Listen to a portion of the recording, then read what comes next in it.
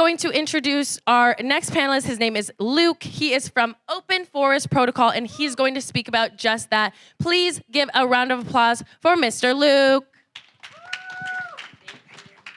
Thank you so much, Bianca. So, thank you all so much for being here. The sun is shining. It's beautiful in Miami, and let's give it up for DCentral for having us here, yeah? So, my name is Luke Schubert. I want to talk with you about the Open Forest Protocol and what we're doing to bridge between climate and blockchain and crypto. And I think there'll be some really cool connections between the work that we're doing and some of the stuff with BIN and charged particles. Working with NFTs, we're kind of doing something similar with NFTs and climate monitoring. So let's get into it. It's a journey. Let's buckle up. So, to begin is the recognition that climate change is an existential crisis. You hear that a lot. It's a scary word. But when we hear that, we see the potential for solutions. One of the biggest solutions, potential solutions for climate change is through the restoration of our planet's ecosystems, usually through processes known as nature-based climate solutions. So nature-based climate solutions have a massive potential to reduce the emissions necessary to prevent catastrophic damage and warming from climate change. So they have potential to reduce 33% of the emissions necessary. And there's a massive amount of land that is available for restoration today. It's degraded land, and different types of restoration include different types of things. What we're primarily going to focus on is reforestation and other types of forestation processes. So the potential of forests in this space is pretty massive. So there's approximately 8.9 million square kilometers of land that could be reforested, planted with trees, and restored today with like no impact to urban or agricultural centers. This is a little bit less than the land area of China.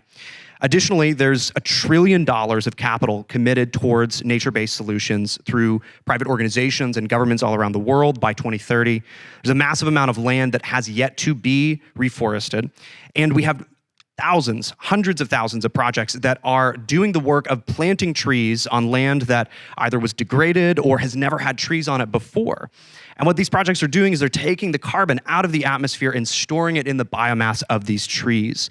And what they can do with that is they can quantify the amount of carbon that we're taking out of the atmosphere and storing in these trees. And sometimes we can put a price on that. So those are things called carbon credits, whenever you can quantify the amount of carbon that you're taking out of one carbon pool.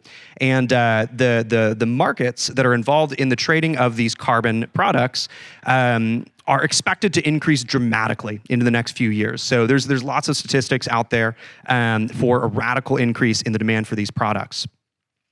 So there's lots of potential in these forests, but there's a lot of things holding these back as well.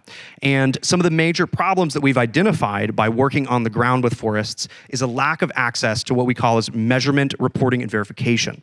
So MRV is the acronym for that. It leads to a lack of transparency, which makes sense. If you can't report on what's going on a rainforest in the middle of the Congo Basin, it's going to be hard to know if your money that you invested in that project is being put to good use.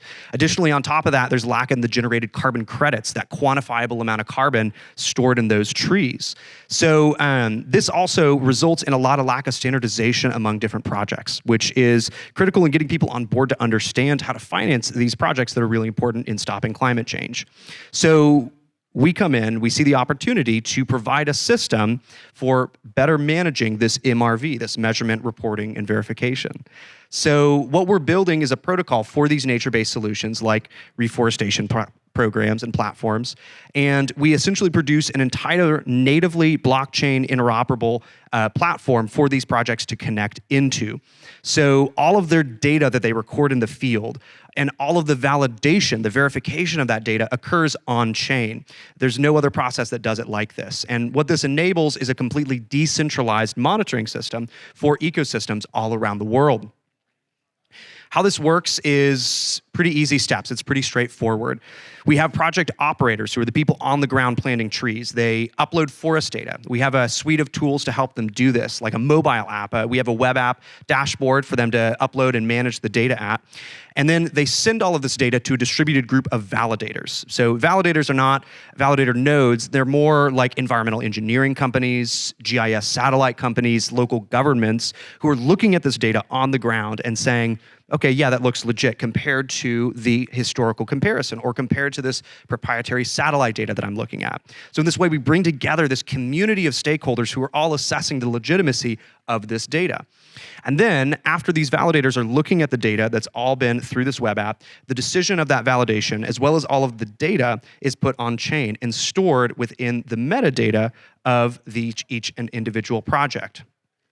So there's a few different components to this. I mentioned we have a mobile app. It's on the Google Play Market right now. We're releasing iOS pretty soon. We also have a web app that's connected to the blockchain. We're building on Near Protocol. I'll get into that in a second. And all of this information is stored on chain after being passed through validation. And we also have a native cryptocurrency asset that manages this protocol. So in this way, it is entirely blockchain native. We're going to decentralize this and make this a completely scalable solution for nature-based climate solutions. So a little bit about the token. It's a utility token. It's used for the validation of this project data, as well as a few other things. We're going to be integrating it into our DAO for the community governance, for the management of the protocol going forward. And it'll also be able to yield a percentage of the ecosystem benefits that are generated from these projects on the ground. So any tokenized assets that come from those projects. So, there's a massive amount of value that can be potentially yielded from these tokens. Additionally, mentioned building on Near Protocol. So Near Protocol, if you're unfamiliar, is a sharded proof of stake blockchain. They are a pretty awesome community to be involved with. Our project would look fundamentally different if it was built on anything else for a few reasons. Proof of stake, sharded blockchain, low transaction fees, pretty easy to manage, very easy to connect into. It's using third-gen tech. So they integrate human-readable addresses in all of the Near account IDs. So whenever you create a Near account, it's integrated with your wallet, you deploy the smart contract, and you can permission that account to be able to interact with other applications like ours. So any user of our protocol creates a Near account, and then the projects that they register on our protocol through our web app are actually NFTs.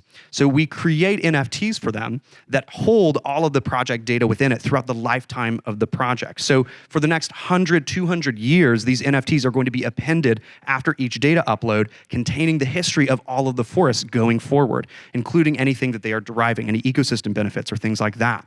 So through this way, we make this a really insane and awesome way to put the value creation that's occurring in these forests and in these future markets into the hands of the projects that are using it. So this is a really amazing tool to increase local indigenous population involvement, as well as just create a more scalable solution for this sort of stuff. So looking forward, we're hoping we will be decentralizing, and we're hoping to build out new protocols, or hopefully other people will be able to build on and plug in.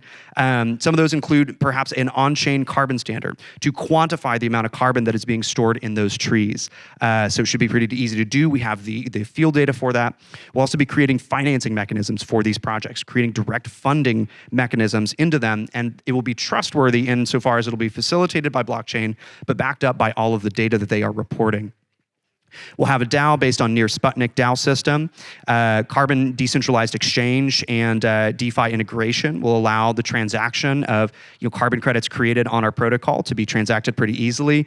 And on top of that, we're going to be able to integrate. We're open sourcing this. So if a satellite provider wants to plug in their satellite stuff to integrate into our dashboard automatically, they can do that, or license out their technology.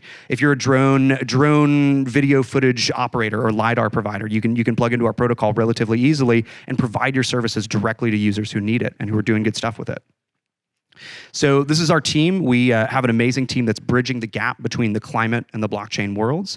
We have crypto and blockchain, enterprise blockchain entrepreneurs. We have climate scientists. We have people involved in the reforestation industry. We have an awesome team of developers. Inc4, if you went to NearCon this year, they were highlighted there. They're a fantastic development crew. So we're working really closely with them and making a lot of progress. So this is there's no map there, but just imagine the globe. We have a few headquarters, a few key partners, of course, Near Protocol, C4, Center for International Forestry, as well as On a Mission, a reforestation NGO based out of Switzerland. So if you have any questions, we are beginning our private fundraise. So if you have any questions or want to get involved, contribute at all to this protocol, we'll be right back in that corner if you want to chat. But otherwise, hit us up on openforestprotocol.org, or you can send me an email at luke@openforestprotocol.org. So thank you so much, everybody. And let me know if you have any questions. We'll be in the back. So thank you.